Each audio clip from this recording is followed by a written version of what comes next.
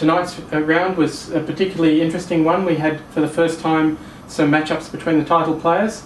In particular, the board 1 game between David Smerdon and Zhang Zhong of China. David Smerdon being Australia's top international master, very close to Grandmaster title. He's got 3 Grandmaster norms, just needs a rating. Zhang Zhong, the top seed, looked very good in the first 2 rounds, especially his win over Mus from Malaysia. Now, that game was a very long drawn-out struggle. It was really hard to know who was playing for a win. In the end, it finished in a draw. Pretty good result for the Australian, but I think Zhang Zhong won't be minding too much a draw with black. He's going to have white in the next round and is probably expecting to do something with the white pieces. After the 3rd round, in fact, only 3 players are left with a perfect score. One of them is the Vadim Malakatko, the 2nd seed, and he was playing Zhang Zhong's wife, woman Grandmaster Li Rufan. Now, they reached a relatively quiet position here that you can see on the demonstration board, and Li Rufan carelessly played e5. Normal move in these Bogo Indian style positions, but here it allows a very nasty tactic. Malakatko played knight takes e5. After this move, if bishop takes bishop, white can throw in knight takes knight and finish a pawn ahead. If, as was played, pawn takes pawn, pawn takes pawn, pawn takes knight, then white plays bishop takes here and is a pawn ahead.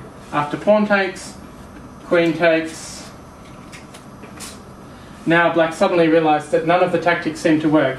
Rook d8 was played, the idea being to threaten that pawn or move the knight over to f6, but after an excellent move of bishop g2, suddenly black realised that nothing was working.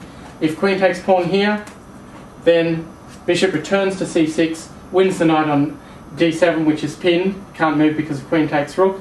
So as a result of that, black couldn't take this pawn, couldn't take that one either for the same reason, and black was just a pawn down and lost without a fight. The people joining Malakatko in first place, Daryl Johansson is the only Australian Grandmaster in the tournament. He won fairly comfortably against Panos Giotis, a player against whom he scored now 11-0, I think.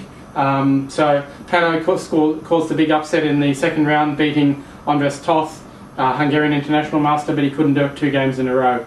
The 3rd player was New Zealand's Poo Chen Wang, a young New Zealander looking for his Grandmaster title. He's taken a year off to go around the world playing chess. He's just come back from Budapest. He beat up Australian champion Stephen Solomon, a big win. Solomon did miss some chances, but in the end Poo Chen Wang consolidated and won. Those 3 are the leaders going into that round.